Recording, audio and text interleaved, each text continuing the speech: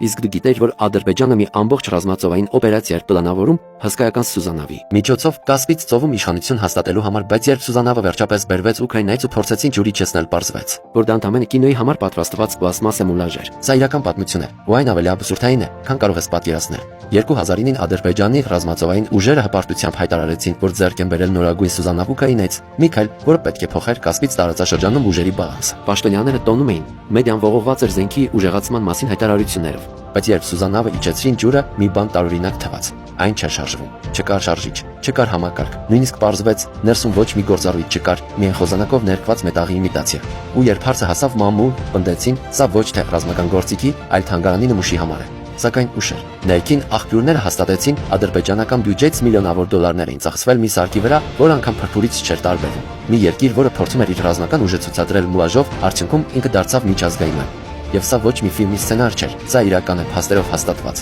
Երբ զենքը դառնում է դեկորացիա, պետության հեղինակությունը ծաղրական նյութ։ Հիմա ասա դու, սա ուղղակի սխալ էր, թե ուղղակի կոռուպցիա։ Գրիր քո կարծիքը մեկնաբանություններում, լայքը մի մոռացիր, եթե ուզում ես էլի նման խելահեղ ու իրական պատմություններ։